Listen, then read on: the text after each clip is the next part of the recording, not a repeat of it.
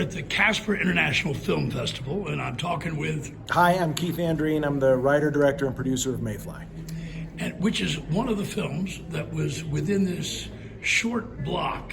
Yeah, Short Block 2. We have two more showings, tomorrow at noon and again tomorrow at 2 p.m. here at Frontier Brewing Company. And very interesting. Your segment, tell me a little bit about it. Well, our segment's pretty heavy. It's a lot about grief and it's a lot about loss. And each of the films I think are beautiful. The filmmakers did a great job. A friend of mine, Drew Feldman, has his film here, which is called Pivot Pals. It's a beautiful story about a young boy and a man who's dating his mom and them kind of trying to work it out and get to know each other. There's another film, which was the last one, called Chipper. I've seen it at a few festivals and I love it personally. I think it's great. And actually the whole block is just filled with really strong movies. So it's a powerful and emotional block to get through. They are indeed, and these are, how would you describe them, as short films? Yeah, so they're short films. They're short narrative films, and unlike a lot of the films that are being made today with superheroes and big explosions, these are a lot more intimate portraits of life and stories that are more emotionally deep and people can really connect to. So your background, you've done some commercials and what other things? Yeah, well, I started off as an actor and a writer, and then I started working, directing commercials, directing music videos, and doing things like that. And in this case, I wrote, directed, and produced the film.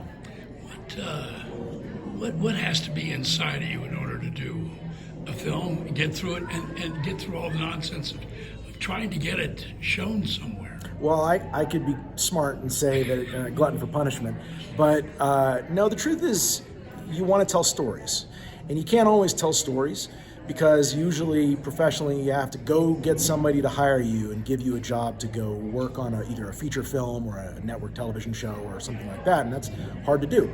So most people who do short films are doing it out of really a passion and a love of storytelling and trying to connect with people and get a message across, because you don't make money off short films. Nobody's becoming a millionaire making short films. You're not looking to sell a short film. You're just looking to make it because you want to reach out and touch an audience and maybe connect with somebody. Well, we're so glad you're here and glad you showed your film here. What got you to come to Casper? They invited me.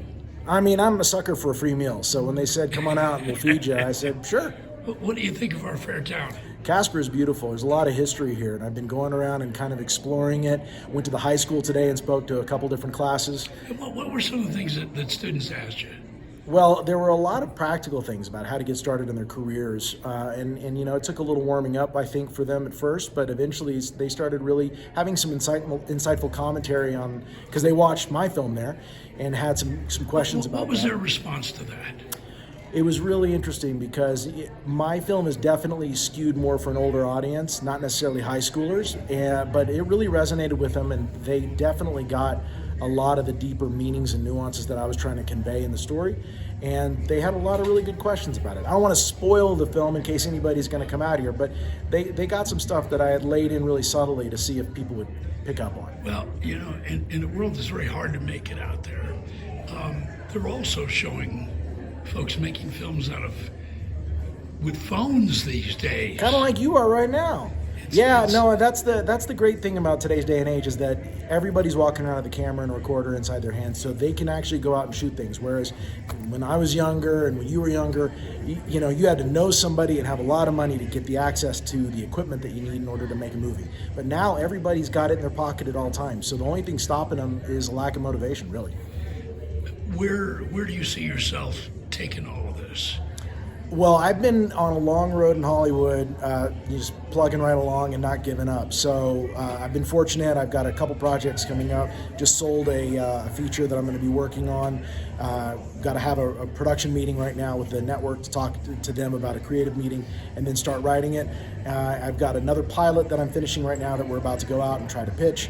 And then I've got a couple directing gigs that are coming up that I have to go in and direct on too. Don't jinx any of that stuff, but we wish you a lot of luck. We hope you come back to Casper with new stuff, and you come back next year too, okay? Thanks. You guys invite me and promise me some more chili. I'll be here. Appreciate you talking with us. Thanks again. Thank you.